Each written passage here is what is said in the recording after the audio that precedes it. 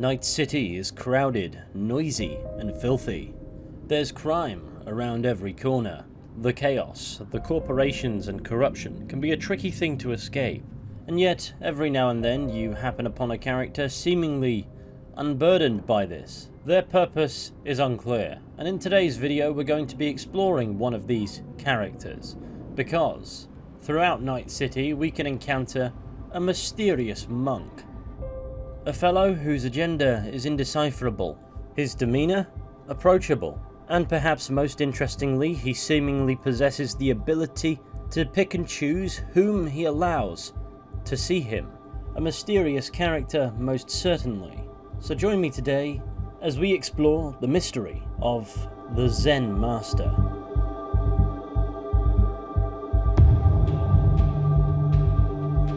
Now, like with anything, this mystery begins with an encounter.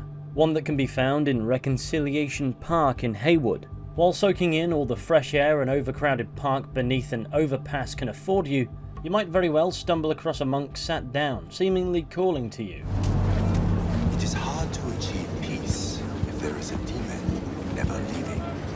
Contemplation is like the silence in the eye of the storm. Upon approaching him, we'll unlock a new job, called Imagine, compelling us to interact with the monk. You start to fade. You have no strong roots to this world. You are losing touch with yourself. You must purify yourself, regain your equilibrium. I can help you. Sit down. He speaks with a calm, inviting voice, issuing words barely above a whisper that cut through the noisy city air, suggesting knowledge of V's predicament with the relic and its existential implications. Is this some kind of prank? Someone scrolling all this? Normally you are open to new things, but now you are afraid. Fine. What's all this about? Meditation. You mean like being Zen? Precisely. Okay, I'm listening. In the city, you are cut off from nature. Metal, concrete canyons, neon eyes. The filth of the world suffocates you. Sure isn't no Zen garden. You must become still. Restore the bond within yourself. You are the source. All which you must do is draw from it. Are you ready? I want specifics. What's in it for me? Self-fulfillment. You shall hear your voice, and only yours. All else will become silent. A little more specific than that. You cannot exile yourself from your own life. He continues to talk in cryptic statements, the meaning of which at this stage we're not equipped to fully understand. Nonetheless, we're compelled to listen to what the monk has to say. I'll give it a shot, why not? I will give you a meditative brain dance that will liberate your consciousness. Give me? You can pay me however much you wish. At this stage, we can either ask for the brain dance for free or pay exactly 144 eddies. An interesting choice for a sum plucked entirely out of the ether, but we'll have to come back to its significance later. This should cut it. Very well. The initial techniques of meditation are best undertaken with supervision. Let us begin. I will guide you.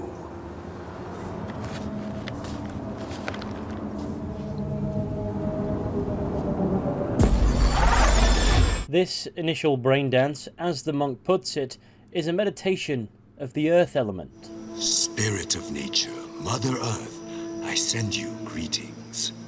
We are of one blood. I am you. You are me. O Mother Earth, I and all other creatures from you created. Cleanse my body and soul from pain, sickness, impurity, and the negative energy from negative people, worlds, and dimensions. Give me the energy of life. Give me health, youth, wisdom, knowledge, strength, joy, happiness, and inner peace. We walk the earth, through meadows, nature in full bloom. We remove our shoes, feel our bare feet touch the soil. We absorb the earth's energy. We sense joy, tranquility, lightness, purity, our heart and soul. We walk the earth. A butterfly rests on blooming flower. Bees are gathering nectar. Warmth and joy surrounds us. Our legs absorb the earth's energy, filling every cell of our bodies. Our souls and spirits are cleansed. We thank you, Mother Earth, with our mind, body, and soul. There is no life without you or the other elements. This is where the interesting bit kicks in. When we exit the brain dance, the monk is nowhere to be seen. Did he run away while we were meditating? If so, who was guiding us? Or did he simply vanish? Nice vanishing trick. Regardless of where he may or may not have got off to, he leaves us having had an interesting encounter. The brain dance was uninteractive, oddly peaceful. We simply soak in the scenery and listen to the Zen Master's words. It proves to be a nice break from the general hustle and bustle of Night City, and perhaps that's the intention behind it. I'd certainly be inclined to believe as much if that was all there was, but our new, enlightened friend actually shows up again. This time in Japantown in Westbrook, where we'll find the guy kneeling on a concrete slab atop a wooden pallet, where just like in the park, nobody, barring us of course, seems to take any note of him. He simply sits waiting.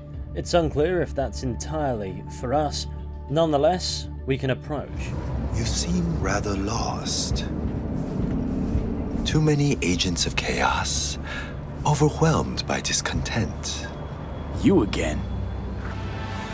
Did you enjoy our first meditation? Where'd you vanish to? Someone else needed me. Yeah, I felt good as new after. Deep contemplation must be regular in order to yield results. One drop of rain shall not quench your thirst. Would you like to try again? Well, how much for another one? That is for you to decide. This time, the number the game pulls out of its backside is €233. Should be enough. Good. I will watch over you during the meditation. And without anywhere near as much front-end conversation, we're thrust into the next brain dance. This is a meditation of the water element. We are in the forest. Before us is a waterfall. Spirit of water, I send you greetings. 80% of our flesh and blood is made of you. Oh, what a mystery you are, Spirit of water. One moment you are liquid, the next you are ice, another you are snow, vapor, and fog.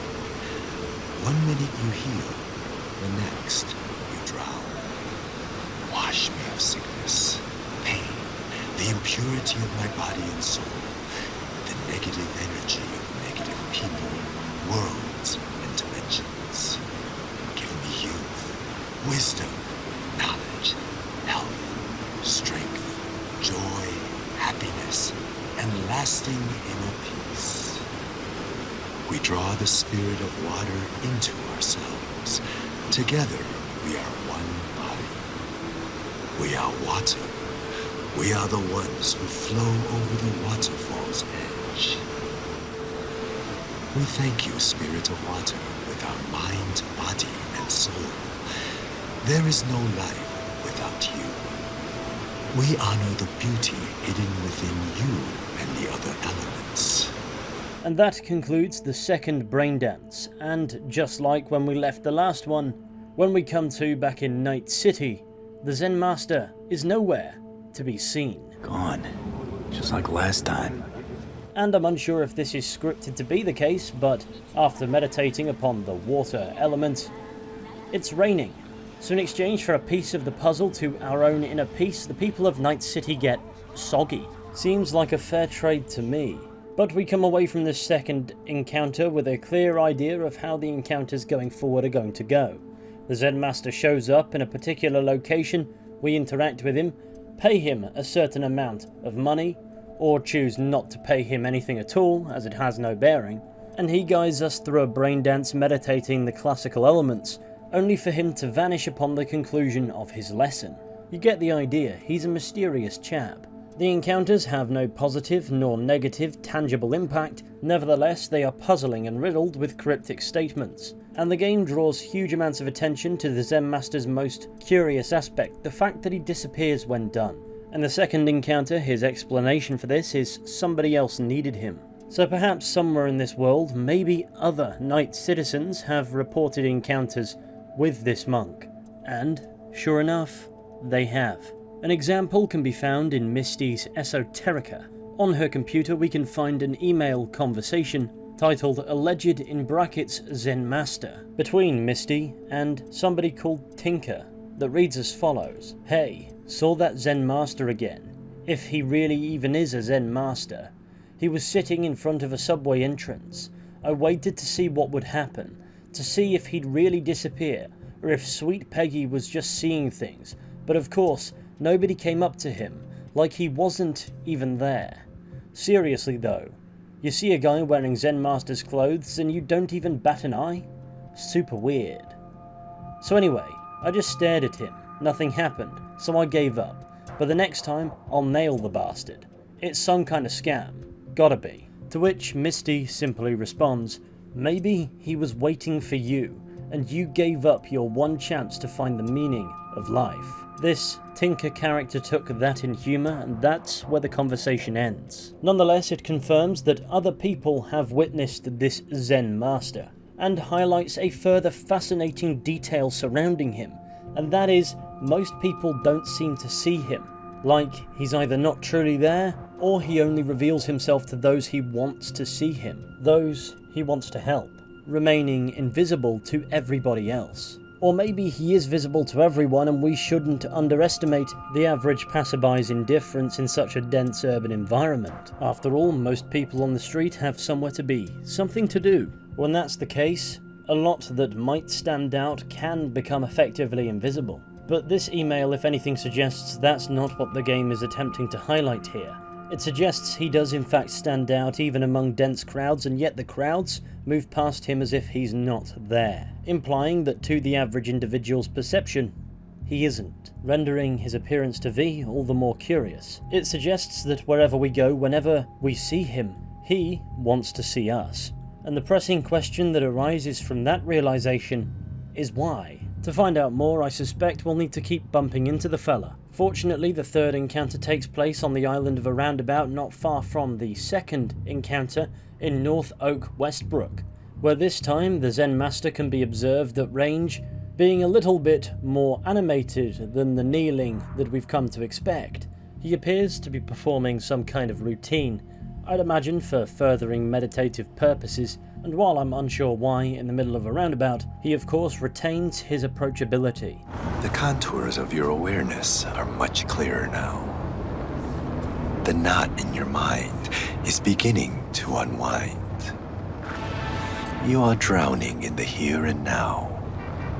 I don't know what this is all about, but I like it. Inner harmony is like coming home from a long journey. You are on the right path. I want to try another one. How much would you like to pay this time? Like the two previous encounters, we have the option to choose nothing.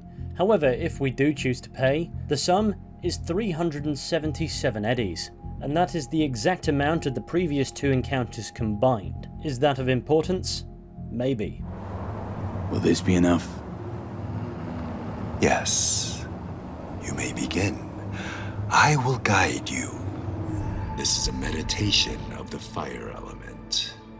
We are in the forest. We see rays of sunlight pierce the canopy, dancing and weaving into the tongues of flame below. Spirit of fire, spirit of the sun, I send you greetings. You give beauty to all other things. I am you, and you are me. There is no life without you. From you I was created, and to you I will return. Spirit of the sun, Primordial fire, burn all impurity from my body and soul and the negative energy of negative people, worlds, and dimensions. Cleanse every cell of my body. Give me the energy of life, health, youth, wisdom, knowledge, strength, joy, and happiness. Give me lasting inner peace, so that no one may shake me from my sacred equilibrium. Through half-closed eyes, we absorb the sun's divine energy. Through our eyes, the energy of fire, of the sun, touches our heads and flows down through every organ until it arrives at our toes. Each and every cell within our body, including the subtle and etheric, is replenished with the sun's energy. And from within us, light emerges. We are the sun. We thank you, Spirit of the Sun, element of fire with our mind, body, and soul. And just like the last two times, Mr. Zen Master has got off. Of course that would happen. Leaving us to move on to the fourth and final encounter. This one's out a ways to the south of Night City in the Badlands. There's no fast travel point reasonably nearby to where he spawns, so I advise grabbing a car and driving.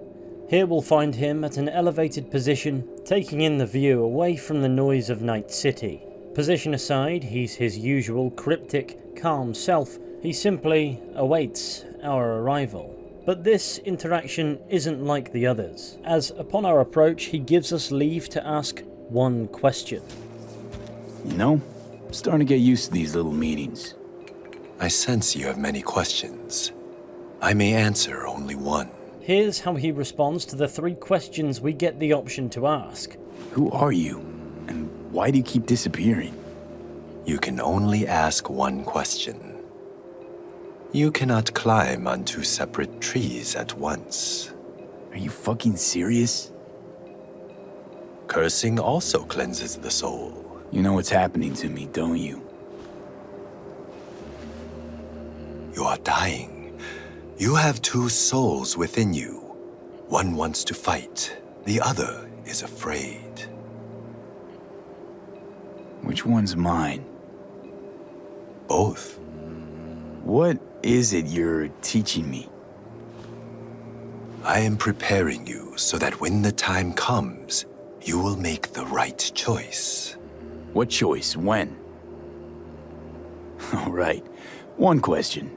None of these questions lead to answers that blow the mystique of the monk wide open. However, they do provide some insight for why he's helping us. As suspected earlier, he is aware that V is dying, and his intent appears to be to cleanse V's soul. The brain dances he provides us with also seem to suggest this.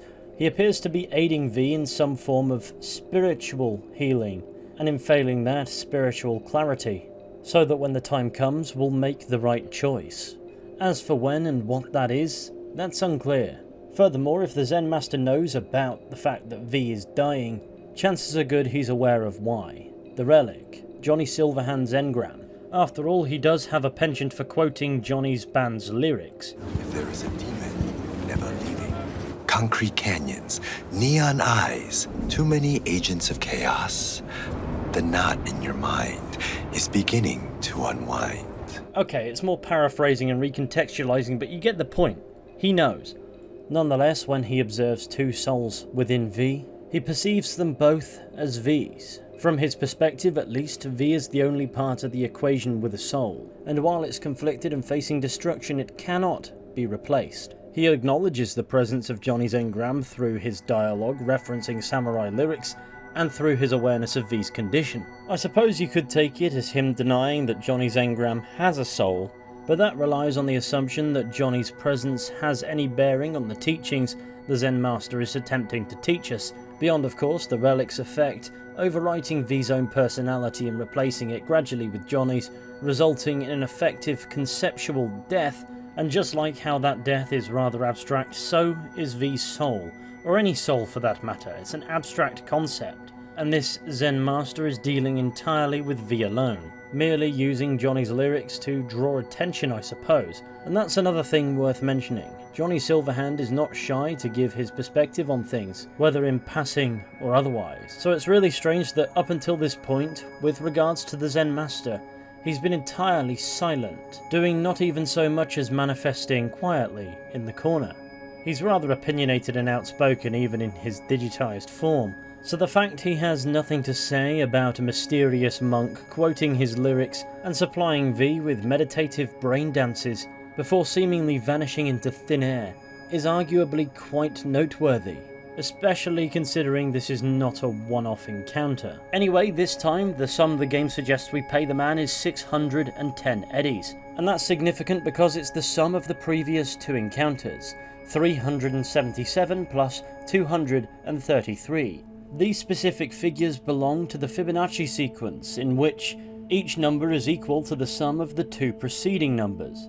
So if you begin with 0 and 1, the next number will be 1, the next number 2, then 3, then 5, then 8, then 13, 21, 34, 55, 89, and then we get to the numbers we end up paying the Zen Master: 144, 233, 377, and 610. Now it's unclear what their meaning is appearing here. It could just be how the game calculates a fair sum for each encounter, should you of course opt to pay it, as you can choose not to no consequence. But it could be a nod to the golden ratio, often associated with the Fibonacci sequence, that has often been used to analyse the proportions of patterns in nature. After all, the natural world is something the Zen Master puts emphasis on. This would however suggest he's somehow in V's mind, as his words don't formulate these numbers. It's just what the game allows us to choose to pay him if we choose not to pay him nothing. That possibility is however an interesting thought we'll have to hang on to. Anyway, this is the fourth and final brain dance. This is a meditation of the air element. We are in the mountains, heading toward the peak. We squeeze between two boulders. On the first boulder sits an eagle. The spirit of the air passes through every fiber of this eagle. Spirit of the air, primordial wind, I send you greetings. We are of one blood, you and I. You are within me, and I am within you. Without you, life would not last even a few minutes. So vital are you to us. Oh, great spirit of the air, please, cleanse my body and soul. Relinquish pain, sickness, the negative energy from negative people, worlds, and dimensions. Give me the energy of life. Give me health, wisdom, knowledge, strength, joy, happiness, and lasting inner peace. I am an eagle. The wind cushions my wings, caresses my feathers, enters every fiber of my body, fills the spaces of every atom and molecule. The wind cleanses the body, the soul, and the subtle body. Circling upwards, we rise up high. We feel lightness, purity, joy. Our body is filled with happiness, peace, and harmony. Now, he does his routine thanking the given element we're meditating on, and as you'd imagine when we come to from this brain dance, like the previous 3 times, he's gone, this time permanently. However, this time around, what we see in his stead gives us further food for thought.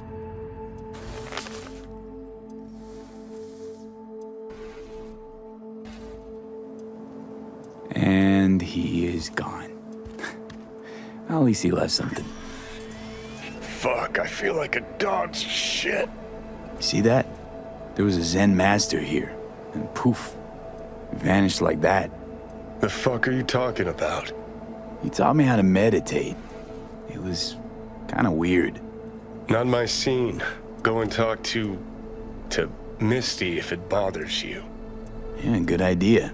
Johnny Silverhand, whose artificial consciousness shares our experiences for the most part, not only doesn't seem to feel too good, which is frankly odd considering his existence, he seems confused when V mentions the Zen Master, having no clue who or what V was talking about. Perhaps the meditation caused some separation between V's mind and Mr. Silverhand over his consciousness, and that would definitely be an impressive accomplishment. But perhaps it also lends some credence to the idea that the Zen Master is not physically there when we see him, and is actually in V's mind. Now this is probably quite easily disputable.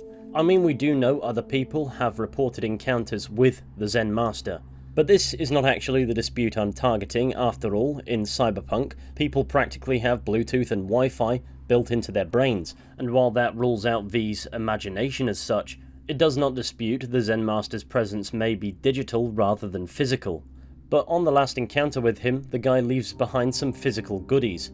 And by goodies I mean excerpts from teachings of the temple, and Beelzebub's tales to his grandson, as well as what appears to be a robe where he was plodded, and an altar of some description. And this suggests he is indeed a physical being, because though I don't doubt he has the skills to disappear at will, manifesting physical objects from the ether would be a wild accomplishment. Sure, they could be a part of a given hallucination and V just never notices, or the Zen Master could indeed have a very real physical cohort to do it for him.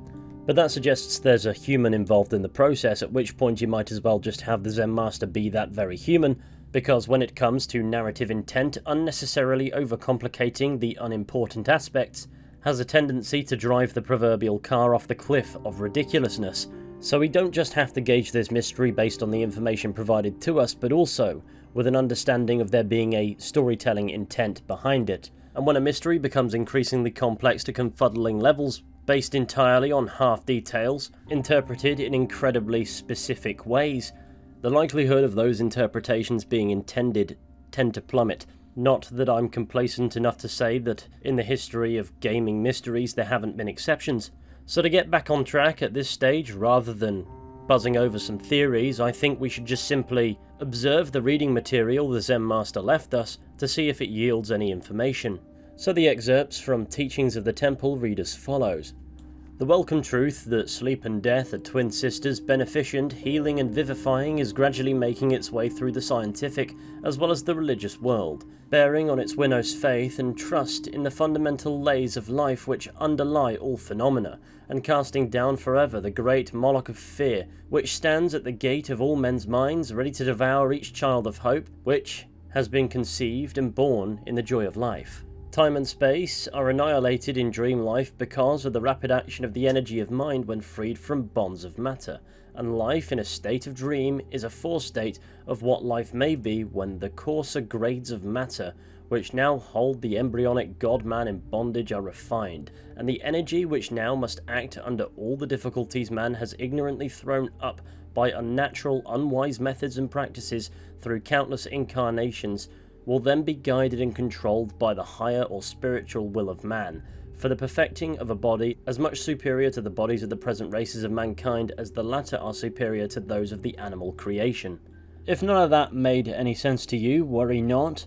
The wording is not quite as interesting as what Teachings of the Temple is. It's a real theosophical book that was published in 1925. Now naturally this sent me down a rabbit hole of researching Theosophy and what that actually is, because until recently I just thought it was a random offhand word. Turns out it's a spiritual movement founded in the United States in the late 19th century by a Russian named Helena Blavatsky that proposes a blend of beliefs including mystical experiences, esoteric doctrine, monism, and I suppose, without meaning to sound too sloppy, general spirituality. Despite being categorized as such by scholars, adherents argue that it's not a religion. Noticeably, it's non-dogmatic, meaning it has no official beliefs all members must agree upon. And that's an interesting point, as the Zen Master's own words do appear quite profane. His wisdom does not come with an added side dish of religious preaching of any capacity. Nonetheless, he appears to offer a genuine spiritual experience, or at the very least it appears that way to V, and it's accomplished through meditation. Something that, judging by my scant research, is not something Theosophy outright teaches, but as a rule is no stranger to invoking.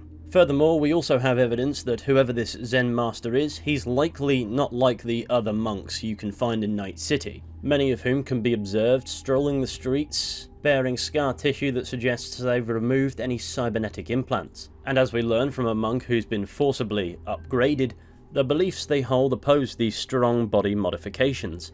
Don't you, take a vow against chipping implants? Of course we do. You think I did this to myself? I apologize I cannot bow in greeting. I am still adjusting to my situation. Hold on. Somebody forced you. Not just me, my brother too.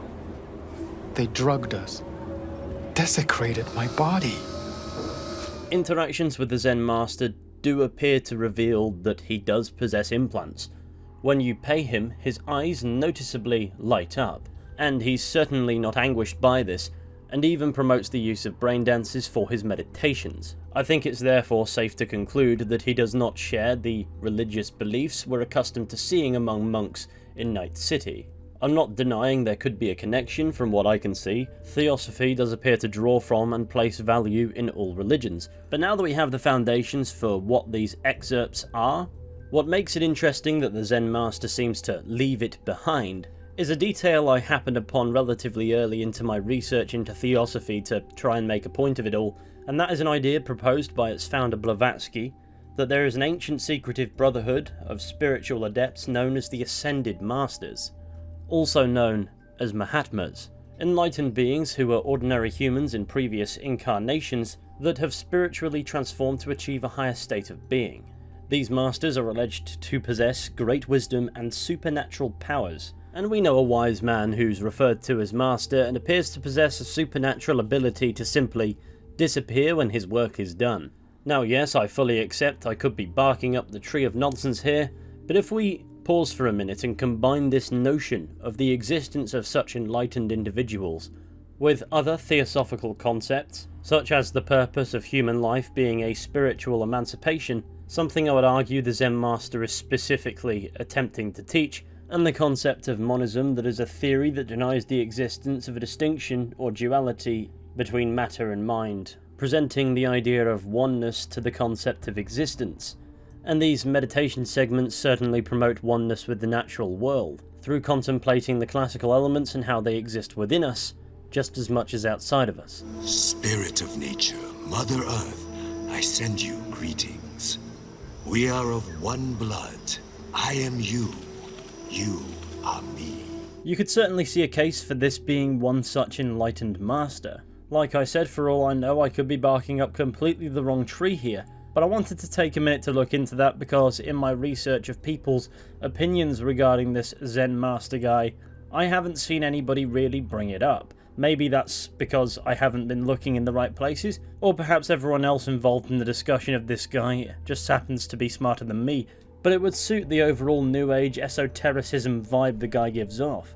The other piece of light reading material he leaves us is Beelzebub's tales to his grandson, which reads as follows. Even before our arrival, many beings in Babylon had lost their minds over this subject, while many others were inching closer to that same fate. The burning question of the day, the question that racked the brains of both pitiful scientists and normal beings of Babylon was this: do we have a soul or not?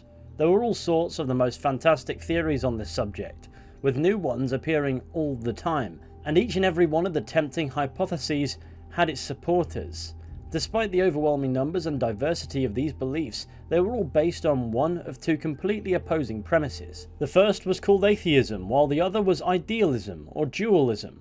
All dualistic hypotheses held the soul existed, and, of course, that it was immortal and could suffer many things even after the death of the being. Meanwhile, the atheistic theories held the complete opposite view. In short, my boy, when we came to Babylon, we came upon what could only be called constructing the Tower of Babel. Like the other excerpt, this too stems from real-world esoteric material.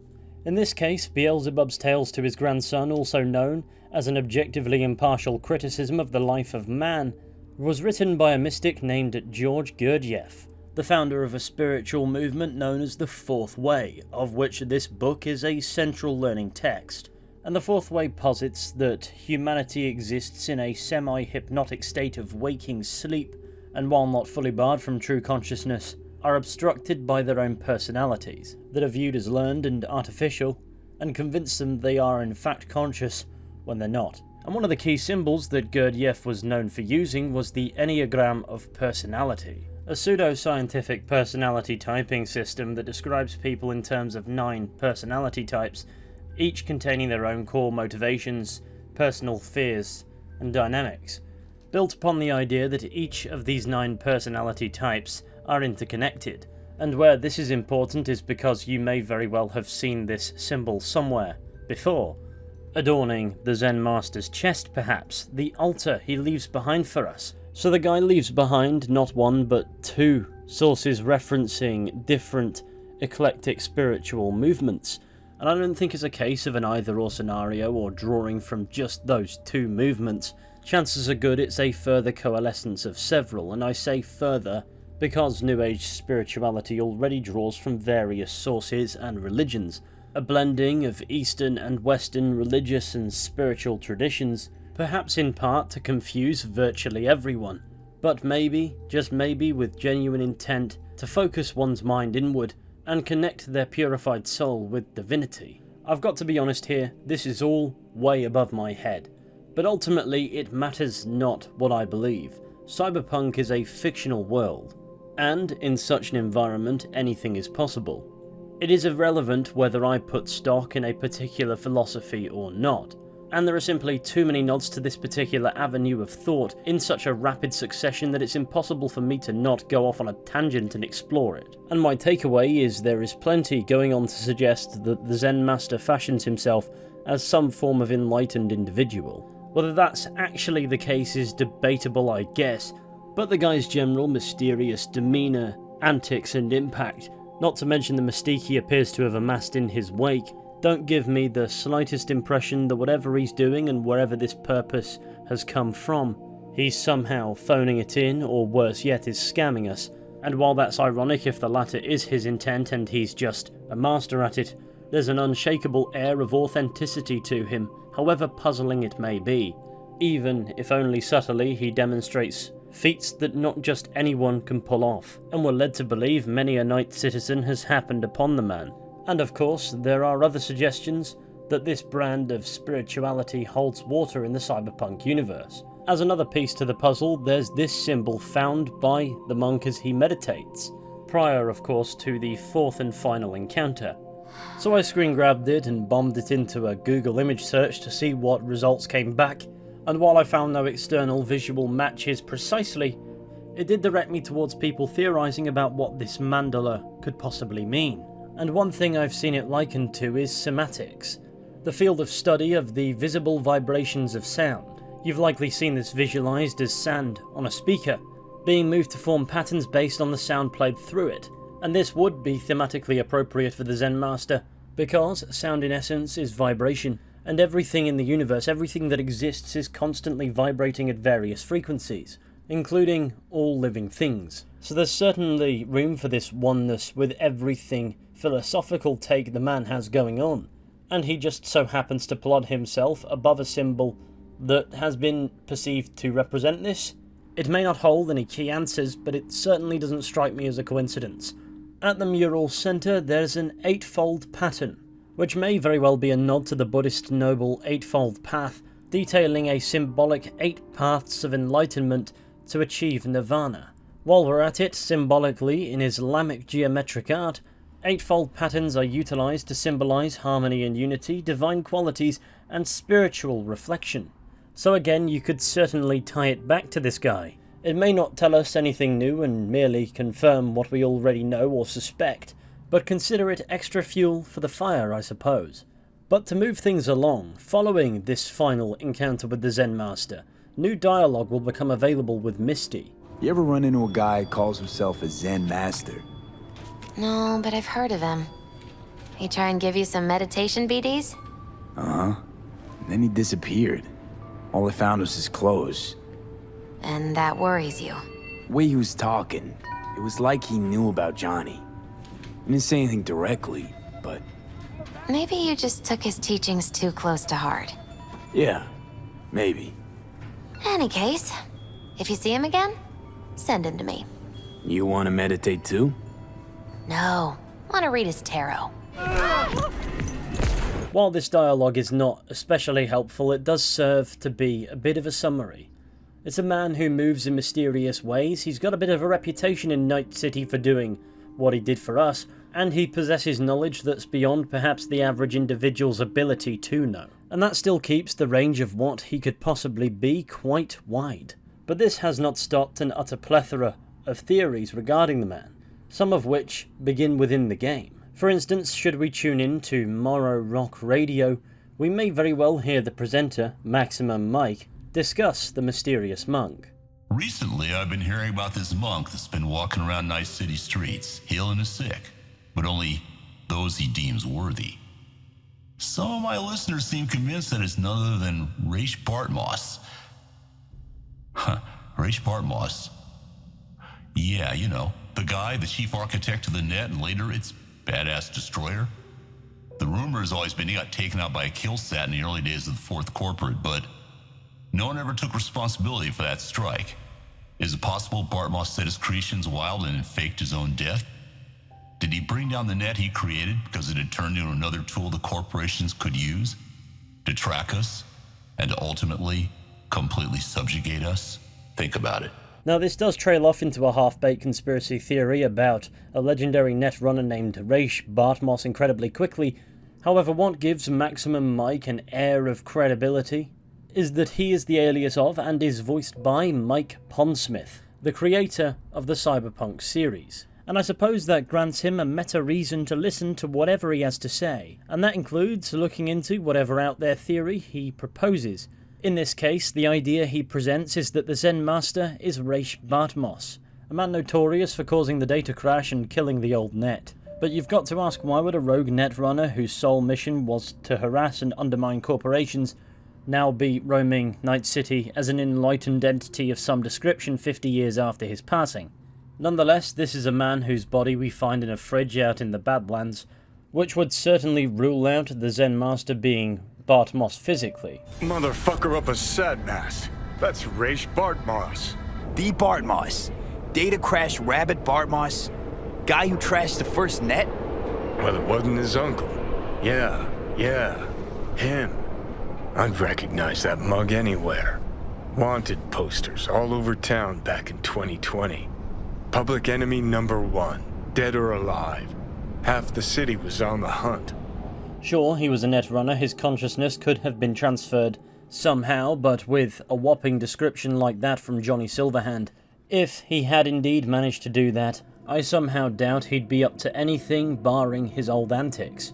The idea that his consciousness found a new body probably isn't terribly outlandish for Cyberpunk, but becoming a New Age esoteric monk-looking character would be an insane pivot. Sure, he no doubt helps clear V's mind considering where the plot is going, and maybe Bartmoss would have an interest in seeing that through, but that wouldn't explain why others have allegedly been helped by this same Zen Master. Nonetheless, you can see how a theory would be constructed here. The Zen Master obviously knows about Johnny Silverhand and V's problem with the relic, and his meditation brain dances appear to temporarily deflect the relic's effect on V back onto Johnny Silverhand. And he allegedly possesses the ability to only be seen by those he wants to see him. This would suggest quite the technological prowess. There are two possible explanations for how he accomplishes this final thing. Well, three. But the game draws too much attention to this particular fact of his being that big city indifference narratively doesn't really cover it. So the big two plausible explanations here is either the deployment of some kind of mystical power to manifest only to relevant individuals, or the Zen Master possesses the technological skill to effortlessly mass hack people's optics, creating something of an illusion in the process that renders him invisible. This could also serve to explain away his mystical disappearing act, with him just doing the same to V upon the conclusion of their time together. So he doesn't actually literally disappear, rather uses technological ability to make it appear as if he has. You'd think it would be doable, as those kinds of implants are a bit like smartphones, or at the very least that's what I'm led to believe. But nonetheless, it's surely not an amateur thing to accomplish, and would take a high caliber of skill to pull off, well, in public, where at any given point a considerable number of people are coming and going. How many people in this universe do you realistically think can accomplish that? Better yet, how many people in Night City have a reason to accomplish that? That's probably not quite the strong rhetorical question I thought it was. I'm sure plenty in Night City could do with disappearing. But how many people would believe it possible this way, and then on top of that, have the reason and intelligence to attempt, but not only attempt, succeed under difficult, unpredictable conditions consistently? Surely that narrows things down to a very exclusive club. Given his reputation, would Bartmoss be at that table? Maybe. But the guy's most certainly dead, and his body is rotting in a thawed-out fridge in the Badlands. And sure, his consciousness may very well have survived this and entered the net, but what stumps me is based on the limited information I know. Even if his agenda was to push V towards making the right choice when the time came, why would he assume the guise of an enlightened monk to do it? It's a bit too specific and cryptic to be efficient in serving an agenda.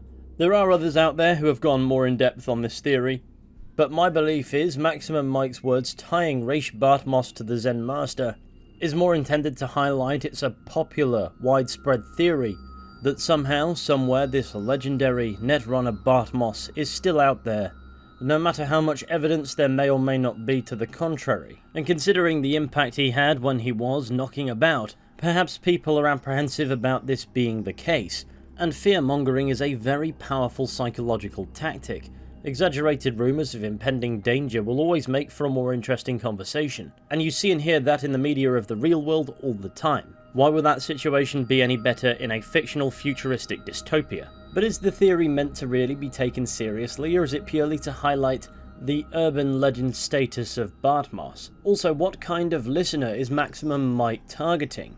Conspiracy theorists and people spitballing ideas about another urban legend of Night City, one could argue, in the Zen Master? Or an audience whose thinking along these lines is a lot less casual? Yes, there is a meta-credibility to Mike Pondsmith's voice being the creator of the cyberpunk world, so anything Maximum Mike does say could in theory be true. And his words, no matter how absurd they may at times be, deserve their time in the sun. But if I was somehow in charge of that at CD Projekt, I know I wouldn't make it entirely black and white, because anything that can be taken entirely as gospel eliminates room for player discussion. Nonetheless, that logic tells me there are likely some hard truths in Maximum Mike's words, but it may very well be dressed up in the absurd to make the point. In which case, what would be more interesting here would be the implication that Raish Bartmoss is somehow still alive, even if his body, should this even be his body, bearing in mind Johnny Silverhand is something of an unreliable narrator, can be found rotting in an old discarded fridge. As for the Zen Master connection, that may very well be merely a springboard for naturally interjecting with this Raish Bartmoss theory in a conspiracy theorist setting. And that rings true of how the Bartmoss is still out there idea takes priority pretty quickly in this monologue, so the theory may very well be fixating on the wrong portion of Pondsmith's words. For me, I think it boils down to observing the simplicity of the Zen Master. He teaches what feels like a secular spirituality, and his evident deep connection to nature is a very strong contrast to the world we see around us, and that's what makes doing these side jobs quite compelling. The removal from this busy, overcrowded hellhole and reconnecting with the natural world, the natural universe even. I think the idea he's secretly a legendary netrunner exercising an agenda to topple corporations, but of course that's never revealed to us, accomplishes very little beyond convoluting. And I should know, if anything, this video should stand as a testament that I am an expert in that. But discarding the idea entirely does put us back to square one with respect to the strange monk's mysterious aspects. Sure, he could also be a rogue AI from beyond the Black Wall with a mandate to help people, as suggested by another theory, but again, I have a feeling such a thing would overcomplicate this unnecessarily. Not to sound dismissive of such ideas, there are compelling arguments you can find online, And if all else fails, it can be a one-size-fits-all argument, in the sense that it doesn't necessarily come with any limitations, and would in theory cover all bases, even if only vaguely. Perhaps, for instance, a rogue AI is communicating through a proxy, a body. They have the same ability to hack optics and alter perception to render themselves invisible as and when they need to, and they just so happen to realise love for the natural world and use that technology to guide those in need, such as V, to meditate upon it. But that to me does take a shred of earnesty out of the Zen Master's essence, and that is by no means an explicit counter-argument, but there is something decidedly human in how the Zen Master utilises anecdotes and metaphors to guide the meditative brain dances. Could an artificial intelligence do that in theory? Maybe, but could it mean it? Or indeed, put value in it? That's a different question. What's interesting is, I think it boils down to the makeup of this world that makes us most resistant to what could perhaps be the simplest answer, which ironically could very well be an extension of the Zen Master's point, and that is that he just is a benevolent guiding hand offering his services to those he deems need it. Sure, it's not as interesting as a rogue AI choosing to do good, or indeed a reincarnation of sorts of Raish Bartmoss, but the simple explanation of a highly enlightened individual needs far less mental gymnastics to make fit, because we know, being a fictional property, spirituality in this world can hold as much weight as CD Projekt desire, and if the tarot cards we find everywhere and Misty's predictions using them bearing accuracy or any indication, there is at least some significance to the subject. But what echelon of spirituality must one achieve to be able to disappear at will, appear only to those who need to see him, and according to my research, change the weather? Sure, invisibility to whom it may not concern could be explained in a plethora of ways, but the changes in weather being tied to the meditations we do with the guy shifts us to the other end of the scale of nonsense, suggesting a deity-like power. Sure, it's storytelling, it could just be symbolism, but as silly as it is, I can't help but wonder. Think of Night City as the tip of the iceberg in a technologically advanced, pessimistic, cynical world. I'm sure there are plenty here who likely believe in a divine, but plenty have strayed. Humans attempt to ascend from themselves through implanting cybernetics, creating urban environments unrecognizable from the natural world. Night City is very much so an environment where a godlike being would be least expected to be found, and yet arguably where such an entity would be most needed. So enter a mysterious monk revealing himself only to a few, even in crowded areas, only visible to those he wants to see him. He accomplishes this effortlessly. He whispers from across a crowded space, and you still hear him perfectly. He makes use of the world humanity has created to make his point, and when he feels his point has been made, he vanishes into thin air like he was never there to begin with.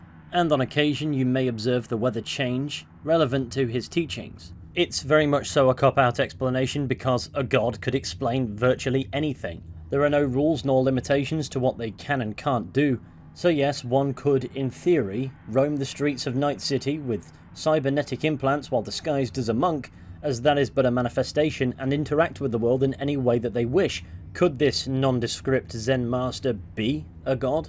I don't think quite, no. Suggesting he's an all-powerful being or anything close to it is too easy to argue, yet opens up a ton of questions about what he doesn't do. It also implies a constance to his knowledge that undermines the teaching aspect. His teachings are much more impactful when viewed through the lens of him having learned it himself at one point, and that's what gives it the human air of authenticity. Not to mention his teachings don't appear to rely on religion, New Age spirituality though. Yes. Could he therefore be a, so to speak, enlightened entity of some capacity, not quite a god, but not quite a man? Could he be but an aspect of the very universe itself communicating with V, explaining away his eyebrow-raising feats as merely a symptom of his simultaneous existence and unexistence? Or could he just be a man, as mortal as any, as real as anybody else, with just enough understanding of the universe and his place within it to move unshackled from the ego, to come and go without drawing attention, with the solitary motivation of guiding those who need his guidance, and the weather changes are little more than symbolic, representing and reflecting upon the meditation and V's connection with the classic element meditated on. Maybe his mysterious elements are a commentary on how the player, the consumer, we, make mountains of molehills, find mysteries where no such mystery exists, Perhaps this elusive character is a demonstration of that, exploring the idea of how we naturally seek explanations, even when simply being is more than enough, in keeping with the message of a series of encounters that invite us away from the world we're occupying, reflecting upon nature, and appreciating existence for what it is, providing some peace and comfort as life draws to a close. And when he says he's preparing us so that when the time comes we will make the right choice, he could mean anything. The time could be the moment, and making the right choice requires a clear mind. What the right choice is could be anyone's guess, but in essence, as far as oneself is concerned, the right choice is little more than the conviction that whatever was chosen was right. But ultimately I think it best we leave today's video there. I mean, look at the timeline. We should have called it quits ages ago, but here we are. I want to know what you think, so please use the comment section to give me your theories and rationale, if you feel so inclined of course.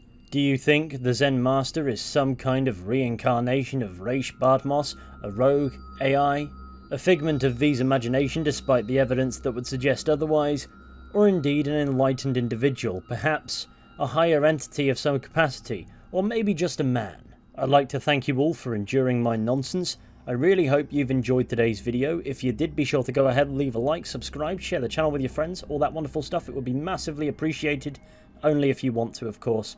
And feel free to leave suggestions for whatever you think I should cover next. With any luck, I'll be seeing you all very soon with another video at some point. But until next time, please take care and goodbye.